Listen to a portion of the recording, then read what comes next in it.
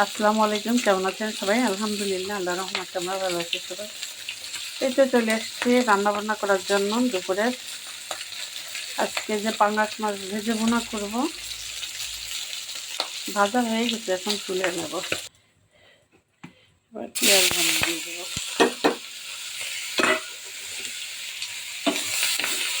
আজকে বেশি রান্নাবান্না নাই। সকালবেলায় আজকে ছোট আম্মুর বাড়িতে ক্লাস আছে, ক্লাস কলেজে যাবে বলে সকালবেলায় আজকে রুটি বানানো হয়নি, ভাত রান্না করতে একবারে দুপুরে দেওয়া। আর সকালে আলু ভর্তা, টমেটো ভর্তা, বেগুন ভর্তা, ডিম ভাজি এগুলি করেছে। ভর্তা একটু বেশি করেই করছি, দুপুরেও খাবো বলে। আর রাতে ভাত রান্না করবে, তখন গরম গরম ভাত হবে। সে সময় হয়তো আবার আলু ভর্তা, ডিম টিম এগুলো। গতকালকে গরু গোশের তরকারি আছে খানিকটা, এই জন্য আজকে রান্নার ঝামেলা নাই, একাই করতেছে। আদা বাটা, রসুন বাটা দিয়ে দিয়েছি।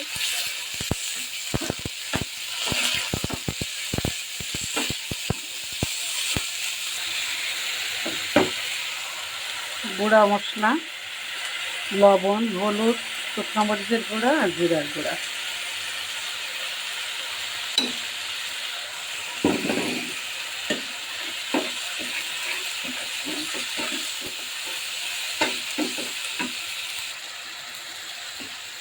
একটা টমেটো কেটে দিয়েছি।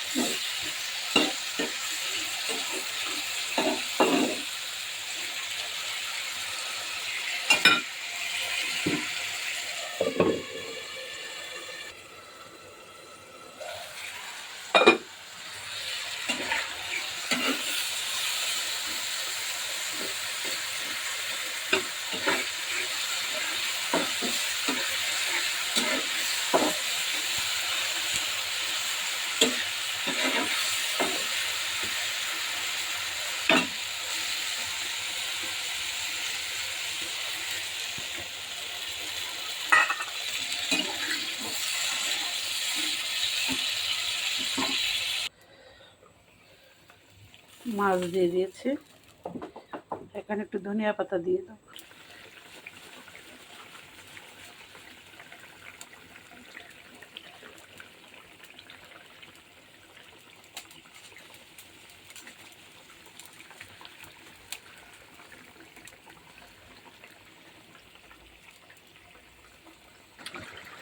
আর একটু ঝোল টানলে নামিয়ে নেব। এই যে চা পানি বসিয়ে দিয়েছি, চা খাইনি সকালে এখনো। তরকারি একটু হালকা ঝোল ঝোল রাখছি। আমার চাটাও রেডি।